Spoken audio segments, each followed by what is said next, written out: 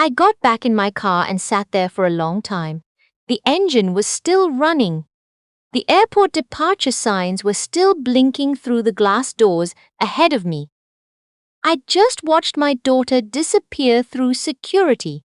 One last wave, then gone. She was flying back to Vancouver, and I was supposed to drive home to an empty house and figure out what to do with a Sunday afternoon that suddenly felt about 3 sizes too large. I was 63 years old, recently retired, and I had nowhere to be. That should have felt like freedom. It didn't. I put the car in reverse, then my phone lit up on the passenger seat. I almost ignored it. I'd been trying to use my phone less. My daughter had started calling it the scroll hole, and she wasn't wrong, but something made me glance down. It was a text from Bea. Bea had been cleaning my house every other Tuesday for 11 years. She'd started when my husband was still alive, back when the house was full, and there was actually a reason to keep it tidy. After he passed, I almost cancelled the arrangement. It felt strange, having someone come in to clean a house where only one person lived. But Bea had been the one to talk me out of it. Not with any speech. She'd just shown up the following Tuesday, same as always, and put the kettle on, and we'd had tea before she started. And somewhere in that hour I remembered what it felt like to have another person in the room. So yes, 11 years. Her text said, "Please don't go straight home. Can you call me? It's about the house." I read it twice. Then I called her. She picked up on the first ring, which wasn't like her. Bea was not a first ring person. She let things go to 2 or 3, as if she needed a moment to prepare herself. "Are you still at the airport?" she asked. "Just leaving. What happened? Is something broken?" A pause, not a normal pause. The kind where someone is deciding how much to say.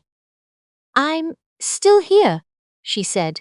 "I came this morning, like usual, but I need you to see something before I explain it. Can you come back slowly? Take your time getting here." I told her I would. I hung up and sat in the parking lane with hazard lights on, while someone behind me leaned on their horn, and I thought about what on earth could require that tone of voice over a Tuesday morning cleaning. Bea had a key. She'd had one for years. She was careful, reliable, the kind of person who texted when she arrived and texted when she left, who once drove 20 minutes back to my house because she thought she might have left the back burner on. She hadn't. But that was Bea. Whatever she'd found, it had rattled her. I drove home.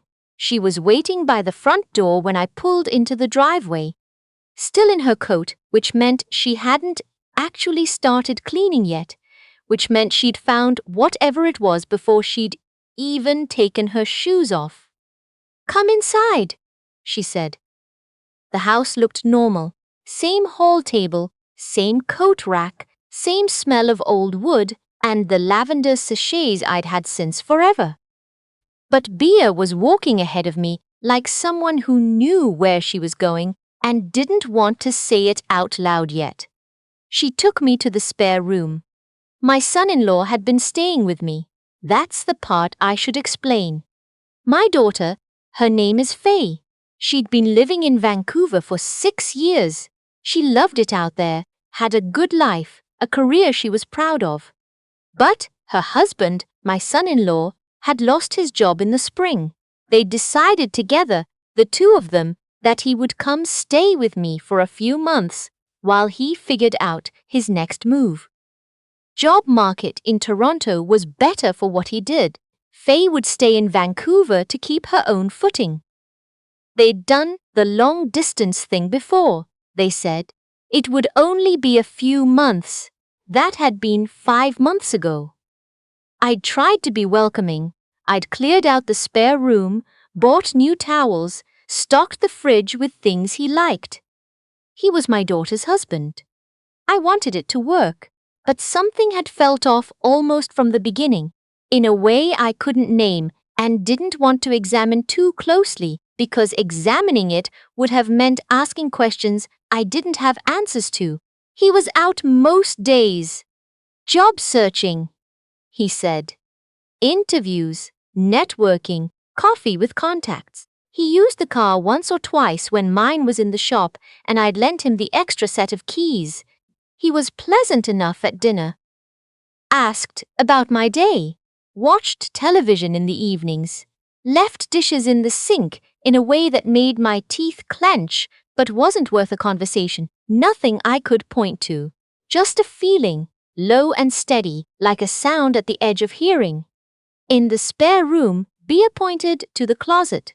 The door was partly open. Inside, on the shelf above the hanging clothes, there was a shoebox. She'd found it when she was checking whether the baseboards needed attention. She was thorough like that. Moved things to get at corners, put them back exactly where she'd found them. The box had been open. I wasn't going through his things, she said quickly. It was just sitting open. I almost closed it and left it. But then I saw what was in it. Bank statements, printed, folded, stuffed into the box in no particular order. Not his bank statements. Mine, my name, my account numbers, my full transaction history going back 14 months. I sat down on the edge of the spare bed because my legs decided they were done with this conversation. How did he get these? I asked. I don't know, Bea said. But that's not all. She reached past me, carefully, and lifted the lid off a smaller box inside the shoebox. Inside, a stack of papers folded in thirds. She handed me the top one. It was a form. My name was at the top, my address, my date of birth, my SIN. Everything correct, everything mine. It was a request form for a transfer of property title. For the house. My house. The transfer was made out to a numbered company I'd never heard of. The signature line had a version of my signature on it. Not mine. Close, but not mine. I knew my own handwriting. I'd been signing checks my entire adult life. The soups were wrong on the G in my surname. Too open, too relaxed. Someone had been practicing. I sat there holding the paper and I did not scream. I have thought about that moment many times since. Why I didn't scream? I think it was because screaming would have meant letting the shock out, and I wasn't ready to be done being shocked yet. I still needed a moment inside it. Bea sat beside me and didn't say anything, which was exactly right. Eventually, I asked, "Did you touch anything else?" "No, I put everything back the way I found it." "Okay." I folded the paper back into thirds. "Does he know you're here?" "No, he left around 9. He usually doesn't come back before 3. I checked my phone. It was 11:40. I thought about calling my daughter. I thought about it seriously. The way you think about jumping into cold water. The edge. But I needed to know more first. I couldn't call Faye and say, "I think your husband is trying to steal my house," without being able to answer any of the questions she would ask. She would ask all of them, one after the other, calmly. Because that was who she was, and I needed to have something solid underneath me before that conversation happened. "Can you stay?" I asked Bea. "I cleared my whole day," she said, like she already knew. The next 2 hours were the strangest of my life, and I have had some strange hours. I called my lawyer first. Not a criminal lawyer. My longtime family lawyer, the one who'd handled my husband's estate, who I'd known for 15 years. I told her what I'd found. She was quiet for a moment, then said, "Don't touch anything else. Don't confront him. Can you come in tomorrow morning?" I said yes. Then she said, "Is there somewhere you can stay tonight that isn't that house?" That made it real in a way the papers hadn't quite managed. I called my neighbor on the left, Rosemary, who was 71 and formidable, and had been bringing me soup since my husband died. I told her I needed to use her guest room for a night or two and that I would explain later. She said, "I'll put the kettle on." And that was that. Bia helped me gather what I needed. We moved quietly through the house. A bag, medication, my important documents, my will, my actual property. Title: the real one, which I found in the filing cabinet in the study and which looked nothing like the forged version, my pension papers. We worked quickly and without a lot of talking. Before I left, I stood in the kitchen for a moment. 11 years in this house. My husband had picked the paint color for the walls, a warm yellow beige. He called not quite butter that I'd hated at first and grown to love. We'd had Christmas dinners at that table with 8 people squeezed around it. I'd sat at that same table, alone. The morning after his funeral, and eaten half a piece of toast and thought about how the house didn't know he was gone yet. And now someone had been sitting at that table, eating dinners I cooked, asking about my day, while also apparently rehearsing my signature in a box in the closet. I picked up my bag and went out the back door. My lawyer's name is Judith, and she is exactly the kind of woman you want in your corner on a Tuesday morning when your world has gone sideways. She laid everything out on her desk and walked through it piece by piece, steady and careful, like someone diffusing something. The property transfer form was fraudulent. That was clear. The signature was a forgery. The numbered company was likely a shell. She'd look into it. The bigger concern was the bank statements, because getting those required either access to my mail, access to my online banking, or both. "Has he ever used your computer?" she asked. I thought about it. Once, he'd asked to check something quickly. His own laptop had been charging upstairs, or so he said. I'd handed mine over without thinking, because who thinks about that? "Once," I said. She nodded slowly. "And your mail, does it come to the house?" "Yes," she nodded again. "We'll need to contact your bank today and flag the accounts. Change the passwords on everything, email, banking, everything. I'd also suggest contacting the CRA to put a note on your file." The CRA. I hadn't even thought about tax fraud. A whole new door opened in the floor, and I looked down into it. "What does he actually want?" I asked, though I knew the answer. "At minimum?" Judith said. "The house. In Toronto's current market, your property is worth somewhere between 1.4 and 1.6 million, depending on the street. If he could transfer title while you were unaware, even temporarily, he'd have something to leverage." 1.4 million. I'd lived in that house for 27 years. I'd never once thought of it as a number. It was the house with the yellow beige kitchen. It was where my daughter learned to ride a bike in the driveway. "Does Faye know?" Judith asked. "No, you'll need to tell her. I know." I called my daughter from Rosemary's guest room that evening. She picked up on the second ring, cheerful, already asking if I'd made it home okay after the airport. I sat down on the edge of the bed. "I need to tell you something," I said, "and I need you to let me get through the whole thing before you say anything. Can you do that?" A pause.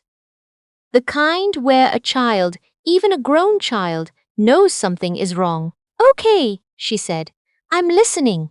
I told her everything. She was quiet through most of it, the way she'd promised. But somewhere around the part with the property transfer form, I heard her breathing change. Not crying.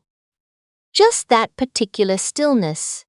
That means someone is holding something very carefully, because if they drop it, they won't be able to stop. When I finished, she said, "He's been there for 5 months. Us. Yes, he told me the interviews were going well. I know. Mom." Her voice cracked on that one word and then steadied again. I'm so sorry. I'm so sorry this happened in your house. I'm so sorry I sent him there.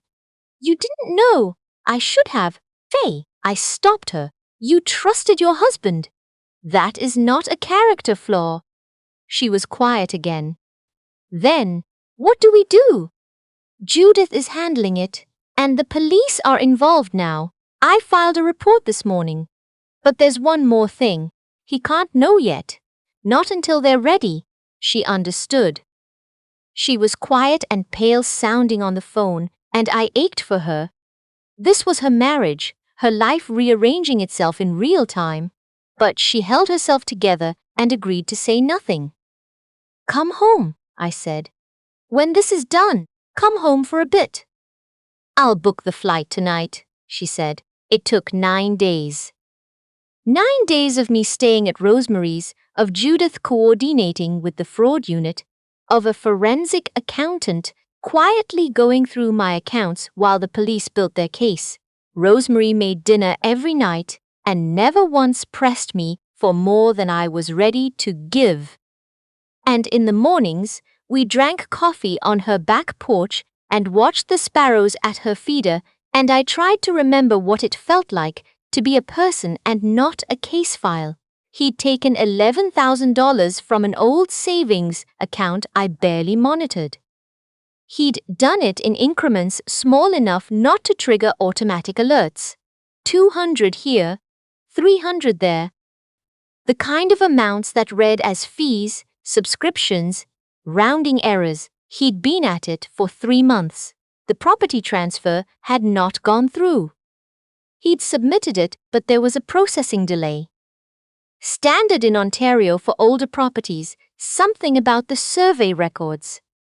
And that delay had bought enough time for Bea to find what she found. A shoebox. Open, left that way, probably because he'd been in a rush the morning Faye came to visit and didn't think anyone would be looking at baseboards. I've thought a lot about that. About how many things had to line up for this to stop in time. Bea coming on tea on a Tuesday. The closet door not quite closed, the processing delay on the title. My daughter's flight landing when it did, which meant I was at the airport, which meant Bea had the house to herself long enough to find it without him walking in. One thing shifts and the story ends differently. He was arrested on a Wednesday. He was in the house when it happened. Judith had advised me not to be there, and I wasn't. I was in Rosemary's kitchen, hands wrapped around a mug, listening to the sparrows. Faye was with me. She'd flown in the day before. She sat across the table and we drank coffee and didn't talk much, which was fine. There wasn't a lot to say that we hadn't already said. When the call came from Judith, confirming it was done, I set the phone down and exhaled. A long, slow exhale, the kind your body saves up for a long time before it lets it go. It's over? Faye asked.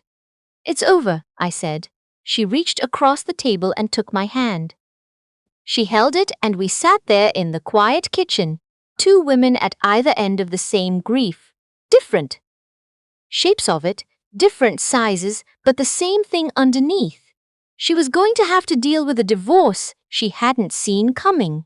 That was going to be its own long road, and I wouldn't pretend otherwise. But she wasn't going to walk it alone. I'd make sure of that. Bea came by the house the following Tuesday. My house? I was back home by then. New locks, new passwords on everything. The filing cabinet with a proper lock on it now. She arrived at her usual time. I had the kettle already on. We sat at the kitchen table, the one with the yellow beige walls around it, and I told her what I hadn't been able to tell her in the chaos of those first days. That she had saved the house.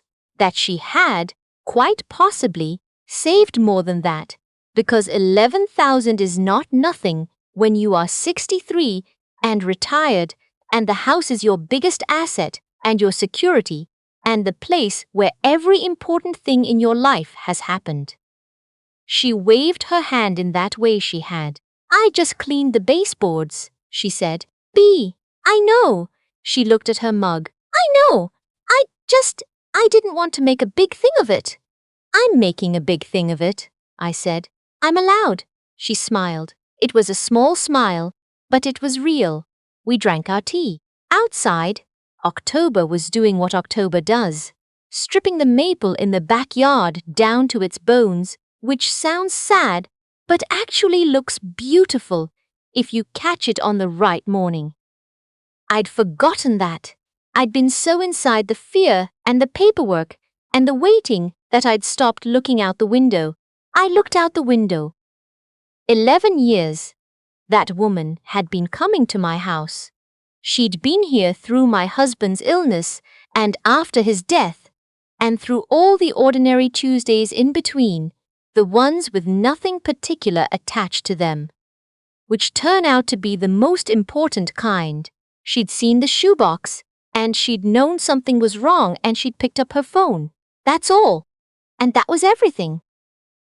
I thought about what the alternative would have looked like. The title transferring.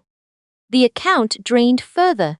Me finding out months later, if at all, or finding out from a lawyer's letter or a call from the bank, or not finding out until it was too late to undo. I didn't stay inside that thought for long. It was the kind of thought you have once, just to understand what you were spared, and then you put it down. I refilled B's tea. Same time next week? I asked. She looked at me like the question didn't require an answer. Same time next week, she said.